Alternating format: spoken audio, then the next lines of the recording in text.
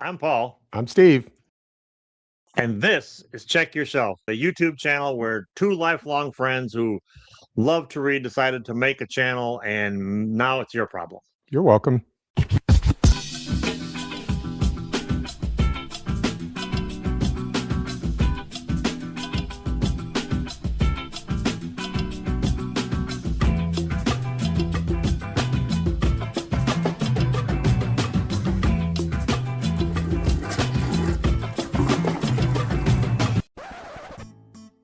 Today, we continue with Horror Mayhem and our fixation with H.P. Lovecraft. If you have any reason to not listen to something about scary fish, this would, and I'm not talking scary fish like Jaws. This is way scarier than Jaws. Or like a really mad Abe Vigoda. Yeah, exactly. But this episode, we're going to talk about The Shadow over Innsmouth, which I read in my Joyce Carol Oates version of the Tales of H.P. Lovecraft, published in the late 90s. And it ended up in my collection somehow. I thought my wife bought it, but she assures me that I bought it. Probably because I was with some friends at a bookstore, maybe in Chicago. I wanted to seem smart. So I was like, ooh, H.P. Lovecraft. I'm supposed to like him. I'm supposed to at least be able to talk about him. I probably did not realize that I was like picking up a short story anthology, and I probably just tried to start reading it from the beginning.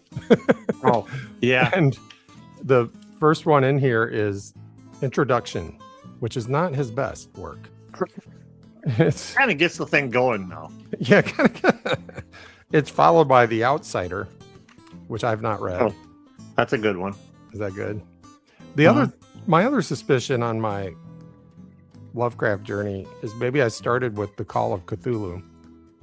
And if that's your first exposure to H.P. Lovecraft, kids, it's not going to work out. You're going to get half a paragraph in and go, this isn't for me. Yeah, honestly. It's a hard one to get started on for sure. You know, your first, at least my first time reading it, it was a little bit of a chore at first. But if you start, like, say, with At the Mountains of Madness, and then move on to, let's say, the one about the witches at that witch house. Yeah, Dreams in the Witch House. Dreams in the Witch House, and then you move on to, say, Dagon, and then perhaps The Temple, maybe that one about the monkey.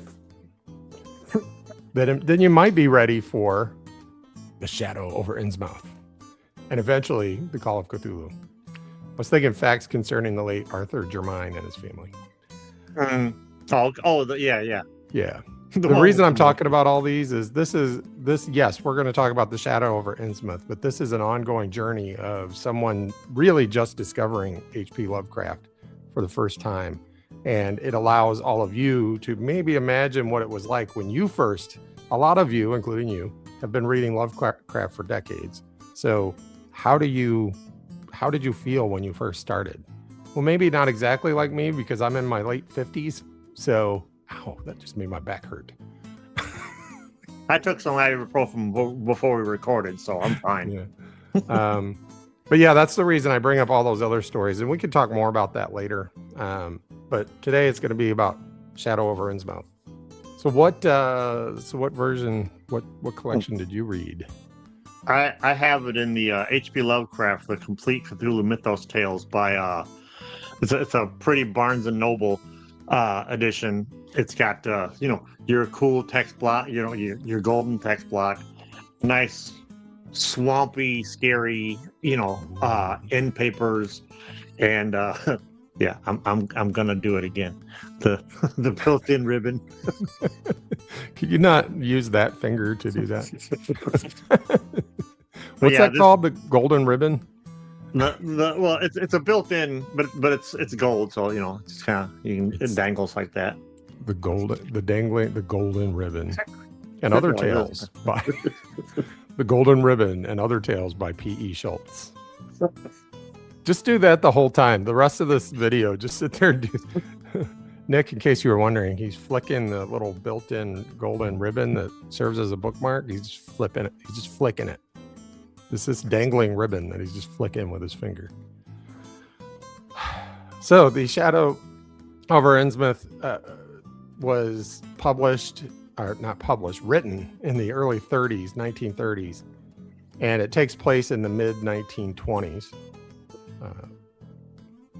And it was not accepted. It was declined at first, strangely, by Weird Tales.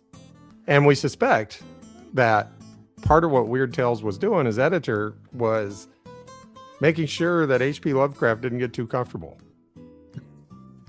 Like, we're not going to accept everything, and if we decline a few and mess with his money a little bit, you know, maybe he'll think twice before trying to negotiate any higher pay. I know they've done that. They did that with a lot of the writers for their magazine. That's just a crappy thing to do. Yeah.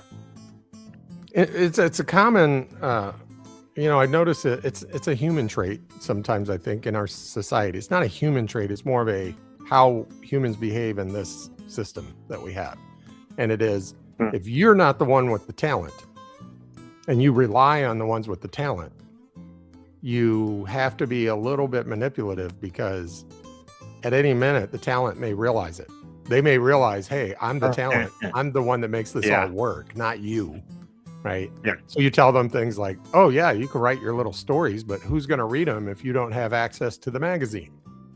Or you could say, I've declined every third thing that you've written, so you're not all that. You know, so you have to do these little manipulative things, because you realize if they understand that they really have the power, you're screwed, because you don't have any talent for anything. Nope. So he wrote it, got it declined. At some point, he published it as a novella with all kinds of grammatical errors and other issues. He didn't really particularly care for it, I heard. Yeah, he apparently didn't like the story, but like, we are our worst critics, though. I'm telling you, never judge your own work. If somebody else is telling you it's good, believe them. He died, and then they published it in its entirety in Weird Tales. Yeah. And it's like, now that we don't have to pay you, we'll go ahead and publish it. Yeah, because there was no estate at that point that you'd have to pay, you know. There was at one point, you know, but they did one thing right, and that is they published it so that now we get to enjoy it. Yeah. It fits so well into the whole mythos, as we've been saying, if you read all those other stories I mentioned, it all comes together and it all connects. I never really realized that, obviously, until I started reading it and seeing how different beings get mentioned in the different stories. So several of the beings are mentioned here. But first, something happens. It's like during Prohibition. So the government descends on this town of Innsmouth and, I don't know, burns a bunch of the houses down, arrests a bunch of people. Decimates the town, right? It's kind of like in the movies, in the zombie movies, where they nuke a town, right? Yeah. A submarine goes and fires a torpedo into a reef that's about a mile offshore. And, what? And you know, for written in kind of like the passive voice, I guess you could call it, the way this story opens, there is so much action that it could translate as, like, if it was a movie, for instance, which I know there's a movie called Dagon that basically borrows heavily from this story and but does some other things with it. But just like you know, newspaper articles getting flashed and explosions, and it would just make a great opening, you know, with like maybe where like the credits would run for the actors and stuff. But right. I love the prologue. Yeah, it's so action packed, but and there's a prologue before there were prologues. Yeah. So after that action packed beginning, and we're keyed up for some action, then we get 4 chapters of exposition dump done in a way that only Lovecraft can do. So it starts out very Lovecraftian, right? He's just like, okay, he's at his typewriter. This is going to start out very me. I'm going to make this me here. It'll end less like me, but it'll start out like me. And he decides he's sowing his wild oats is what he's doing. He's like this young college kid, and he's gonna be a tourist for a while in the Northeast. I'm gonna go see the sights, and I'm gonna end up in Arkham, where I have relatives. So I'm gonna find out more about my family and where I'm from by going to Arkham, by way of from Newburyport through the only best way to get to Arkham, cheapest, because he's trying to save money, and he asked the ticket guy at the train station. He's like, I don't have a lot of money to spend, but I want to go to Arkham. I wouldn't mind seeing Innsmouth along the way because I hear a lot of interesting things about it. And the guy's like, no. You do not want to go there. Like, are you sure about that? Sure about that, Sonny? One of the things I love about at this point, one of the things I love about this story most of all is, there's a lot of exposition now, but this story has something that a lot of Lovecraft doesn't, and that is dialogue. The man doesn't write conversations between people. You know, he narrates the conversations, but in this case, when I was reading it, and then like the old dude started talking, I'm like, oh wow, there's a quotation mark there. It was wild, because every time there was dialogue, yes, but more like monologue. Yeah, it was a monologue. The ticket guy the ticket guy at the train station is like, you need to take this bus if you want to save money. Take the bus. It goes through Innsmouth. Don't spend any time there. Be careful. Yeah. They hate outsiders. Here's a whole story. Here's 11 pages of story. And yeah, it had quotation marks. It did that thing like at the beginning of each paragraph, you get the opening quotation mark because the guy never shuts up for like a million paragraphs. Well, he's like your local librarian when like you need some research done. Yeah. And you go in there and they're like, they've lived their whole life waiting for this moment. So no one ever talks to this guy. So he just unloads on the narrator. And he does get to see some stuff at I think the local library has like some artifacts like from this.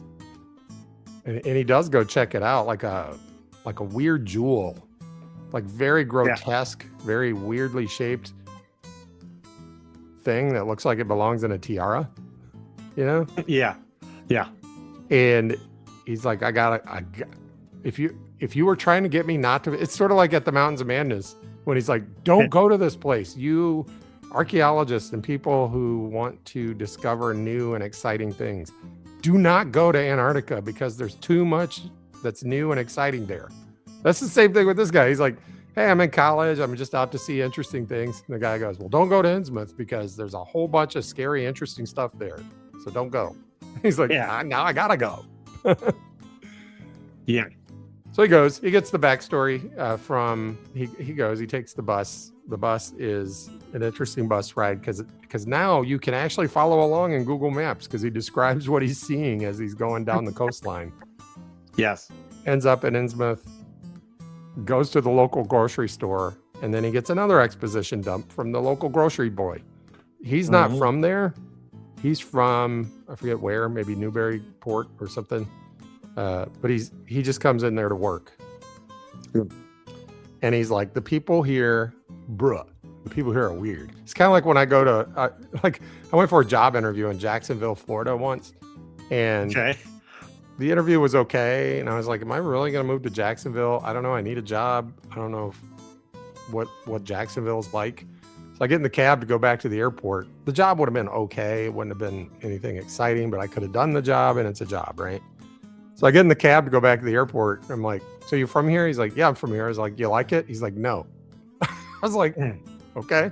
I don't. He's like, I don't like it here. He's like, well, you here for a job interview? I was like, yeah. He's like, if you got any other prospects, I'd take them because I I wouldn't move here if I was you. I was like, okay, this is basically what the grocery kid did. He's like, Yeah. people here are weird. It's a job, but don't go over there. Don't go over there. Don't interact with anybody. They hate that. And people disappear all the time. Must have been good money working in a grocery store back then. Make you stick around. That's right. Job probably what they don't have grocery stores in Newburyport. But yeah, then you get that whole exposition dump, which again, it's interesting, right? Yeah. He's Lovecraft, right? So the way he's writing this stuff, and if you just for a moment go, well, maybe somebody told him he does too much, like just saying it, like just writing it, and maybe they're like, no, you got to make people say the stuff. And he's like, okay, I'll try that. So I'll try 11 pages of one person talking. But the other thing he does with that though is you'll notice that like when the old man's talking and when the grocery kid's talking, it's different than when the narrator is telling you what's going on.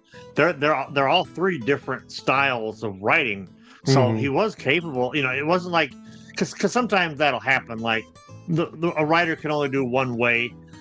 And it just all flows together and you don't notice it, but it's so jarring when they start talking and like the old man is using like he's ending his ings and in apostrophe, so it's kind of interesting in that it keeps it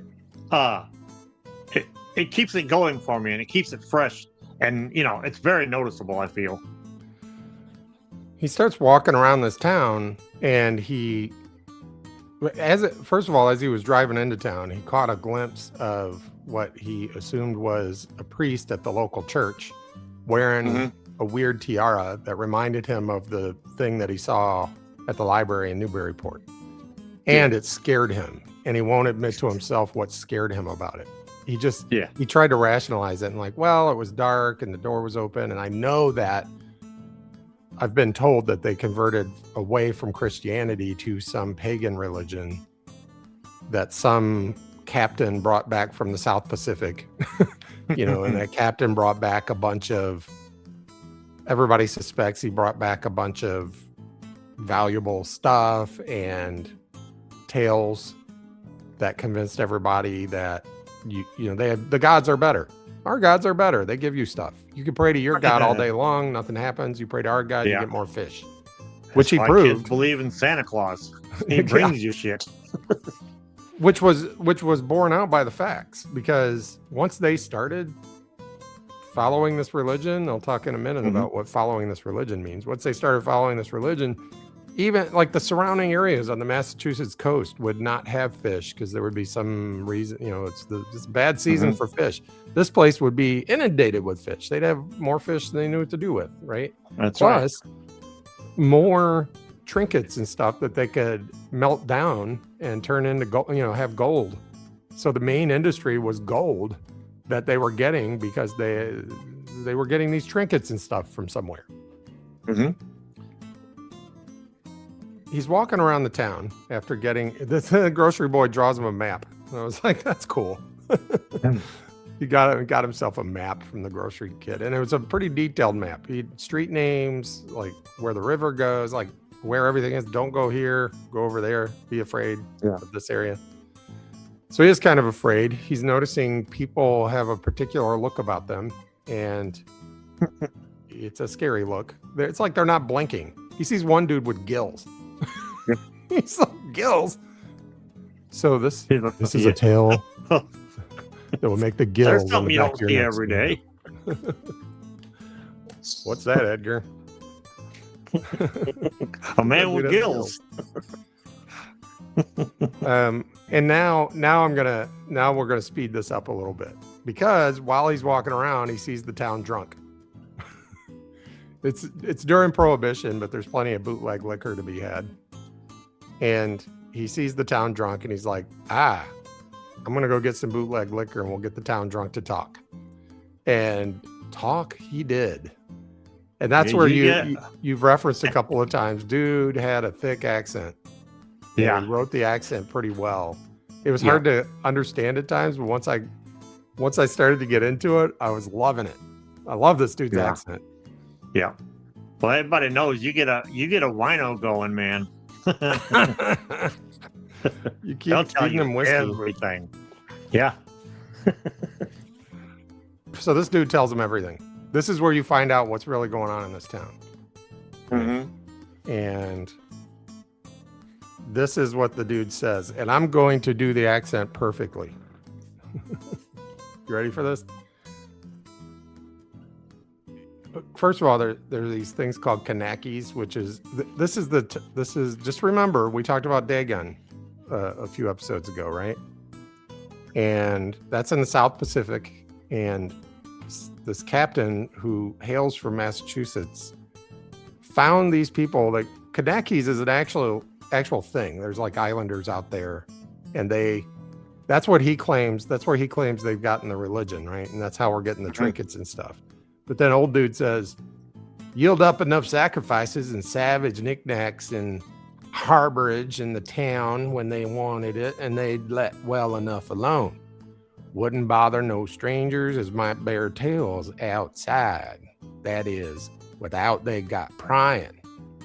All in the band of the faithful, order a Dagon, and the children should never die, but go back to the mother Hydra and Father Dagon. Where we all come from once. Yeah, Cthulhu Fatagan. Finglui Mengluanaf. Cthulhu Relay. Waga Nago Fatagan. Good job, Steve. You're the man. So, old dude with the accent. That was a spirited reading. Speaking Cthulhu in Boston redneck. So basically, what the old dude tells we him just is, lost our Boston fans. We just lost all of our Boston. Go get some chowder. We just lost our Dagon worshiping fans. Hail Dagon. And he talks about the. Old dude tells him what's going on. And here's This is spoilers lie. If you don't want this spoiled, first of all, you've had about 75 years. I don't know what's taking you so long to read this thing.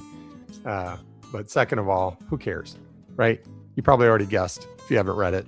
This town is basically about a mile off of the beach is this reef where the deep ones live. And the deep ones are this humanoid, fishoid. I don't even know if they're humanoid because I haven't read the other stuff yet, but I'm starting to guess these might be aliens. But I mean, they've been here since pre-Diluvian times, antediluvian times, right? So if they've been here longer than humans, so who's the real alien, right? Exactly. But anyway, they're not. I mean, they're related to the old ones, so yeah. And they are part of the Cthulhu cult. Yeah. And so Dagon, remember there was a whole story named Dagon. So they're all over the place. So now when I first started reading this, I thought, oh, maybe this captain brought some of the fish people back with him. I'm like, no, these fish people, there's more than one place. They live, the deep ones live, who knows, however many places. Yeah. One of which is off the coast of Massachusetts, about a mile from this town. And they have pretty much taken over the town. Yeah. And they've interbred with the humans there. So that's why these humans look all weird. They look like fish, basically. They have big eyes, narrow heads, gills. So it's fish human interbreeding. And you have to keep the fish people happy. You have to keep the deep ones happy. How do you do that? The way you keep any god happy, sacrificing children. Story as old as time. So some children get sacrificed, some people get interbred with. If you get interbred with and you don't die of natural or like not natural, but of traumatic causes, like if you manage not to, fall in the bathtub and kill yourself, you eventually go to the sea and live forever. Yep. And this old dude, like stark raving mad, but he can speak Cthulhu. So I mean, do you believe him? Do you not believe him? He's drunk off his ass. Could be talking out his ass, but he speaks perfect Cthulhu without it's any like accent. I seriously I wondered, did he like, as he's telling this story and he starts speaking in this language, he'll be like, did I say that out loud? Oops. I think it's more like Brother Ted's church. Cthulhu Kafagan. Yeah. I feel like, I don't know if Scrabble was invented when Lovecraft was writing, but I think for some of these sentences, he just threw a bunch of word, like letter tiles up in the air. Like he needed more vowels. And, Yeah.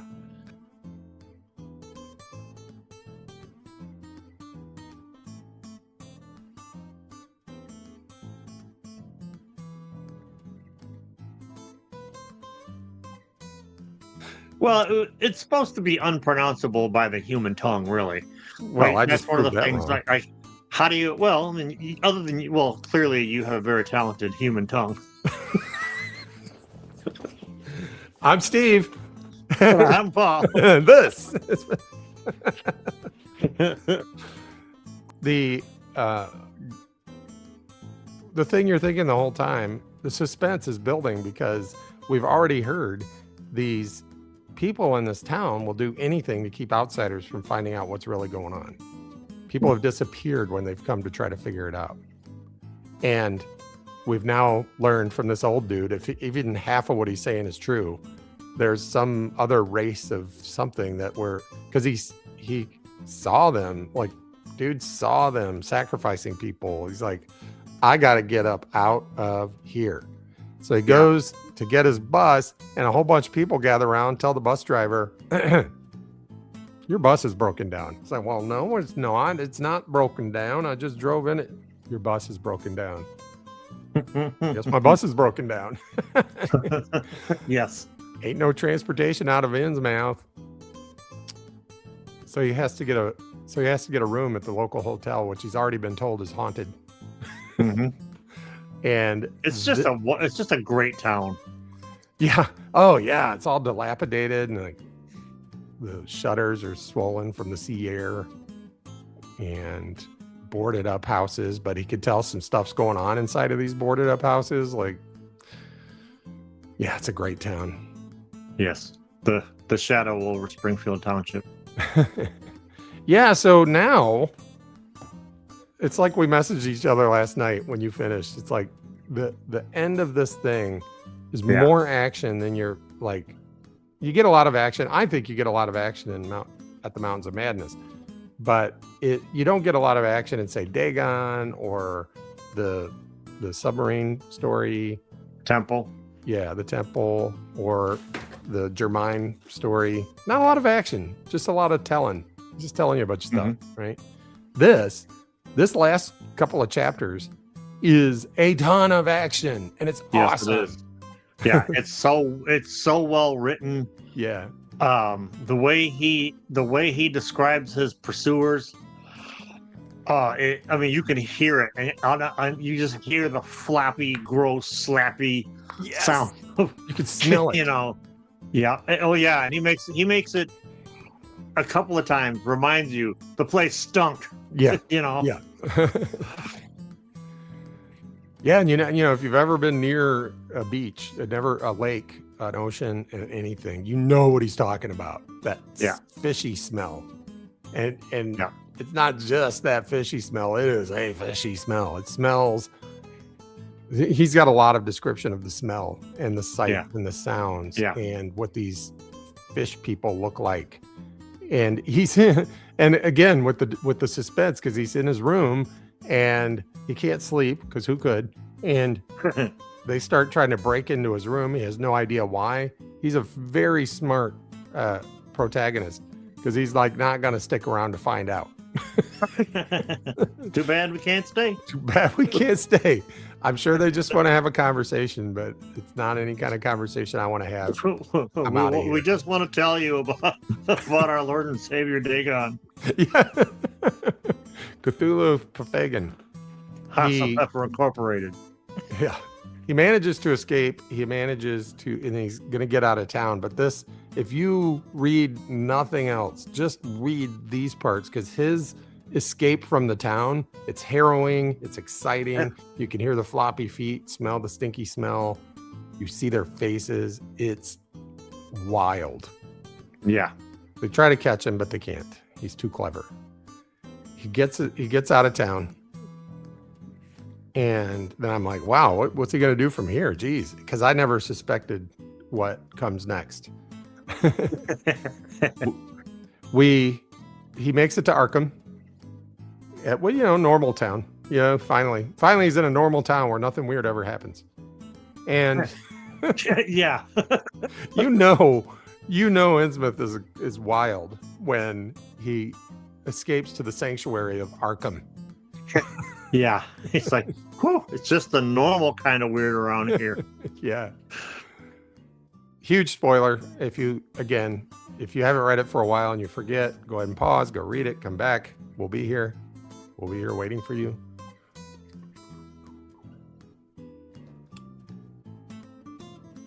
Any plans for this weekend?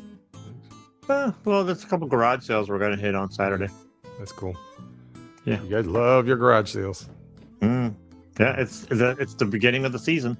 Oh, that's a good point. Oh, you're back. Yeah. You read. I think they're back. Yeah. It's back. It's good, isn't it? Good, isn't it? Yeah. So what he finds out is he starts learning more about his ancestors. And he starts learning like why his uncle went missing. Yeah. And it reminded me of the Germain story, right? And that's when I finished it, I was like, you think H.P. Lovecraft had some paranoia about, what might be in his past, like what his ancestors might have been like? Some paranoia. It's a theme that keeps popping up. He finds out like, oh, I might be one of these fish people. And then you realize the hints have been dropped along the way. Like somebody told him he has fishy looking eyes, right? And he has a narrow forehead or whatever. Yeah. And you realize that like maybe the conversation they wanted to have with him was, you're related to the founder of this town, basically. And the guy that like started the relationship with the fish people. It's kind of like royalty, And they probably just wanted to offer him his rightful place at the throne next to Dagon, at the right hand of Dagon. You can take the boy out of the fish town, but you can't take the fish out of the boy. You can take the boy out of the fish, but you can't take the fish out of the boy. That, I believe, actually, I saw a version of this that was annotated by Lovecraft. That's actually a note he wrote in the margins. That's the point he was trying to get across with the story. I also love how just so randomly the story ends in like Toledo, Ohio. Yeah, why'd he go to Toledo? What was that about? I think he threw a dart at a map. Toledo sounds good. It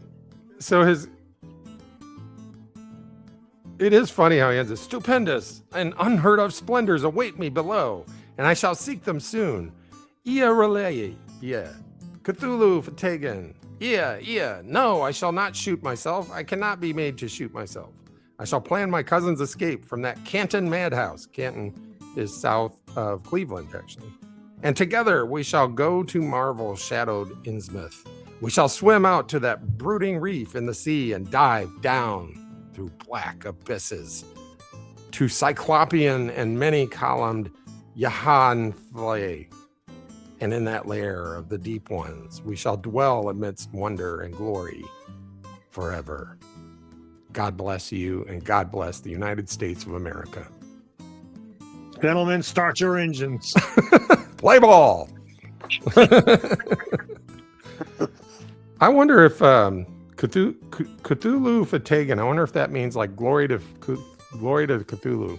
I bet that's what that means. Probably. If we have anybody who speaks fluent, whatever the hell that is, let us know down below.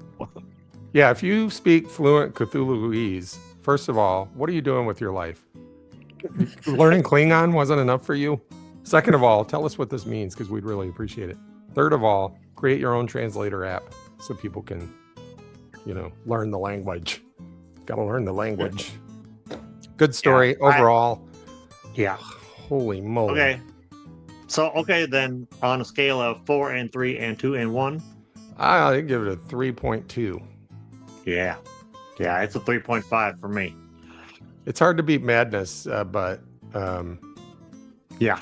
so I don't think it beats Madness, but it's certainly really good. And it's why, if people are asking, like, what order should I read Lovecraft in? I don't know that I would start with At the Mountains of Madness, just because I'm a special case with my talented tongue. I love, and you knew I love those Arctic horror things, right? Mm-hmm. Arctic survival. So that was the hook for me. If you're Yeah. into Arctic survival, maybe start there. If you're not, maybe start with the Temple, move to Dagon from there. You might have to throw in this Germine dude, because that gets you into the what's in my past. Mhm, But it doesn't mhm. really connect to the Cthulhu mythos, right? I don't think there's any Cthulhu involved. Well, with that one. I tend to think that with Call of Cthulhu, everything is connected.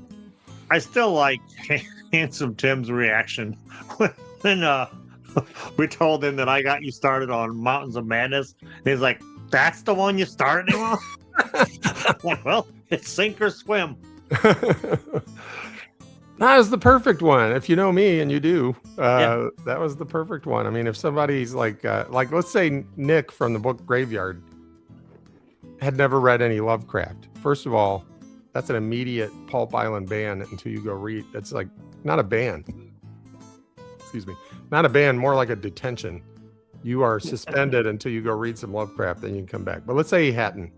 I would find that story where there's a up and coming boxer, scrappy boxer, that Lovecraft story about the boxer. I would start him on that, Is there a Lovecraft about a boxer? That would be kind of cool. He struck him with a cyclopean right. And Waterfront tentacles.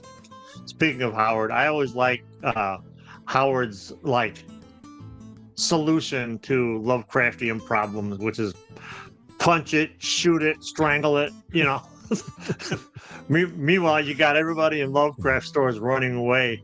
It's like there's a little bit of a difference. Punch it, shoot it, strangle it. Maybe try a kiss. Good job, Steve. You're the man. Okay, well, on that note, I don't think we're going to do any better. Let us know what you thought of Shadow over Innsmouth if you've read it. How do you pronounce Innsmouth? Would you recommend somebody start with The Shadow over Innsmouth? Because I wouldn't. I would not start with this one if you're trying to get into Lovecraft. Yeah, except that the action-packed opening, that might hook certain readers. But yeah, maybe don't start with this one. Yeah, I think I still say the smaller the Lovecraft story, the better. Yeah, which is why the Temple's good, Dagon's good, the Outsider's good. Those kind of stories are fine starting points for Lovecraft. But while you're down there, do us all a favor. Hit that like button, hit that subscribe button, hit that bell notification. so you don't miss a single episode. Yeah, so you don't miss a single episode.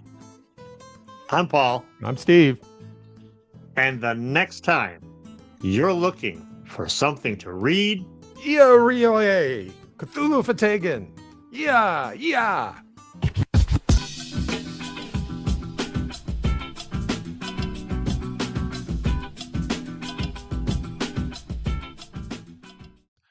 Good job, Steve. You're the man.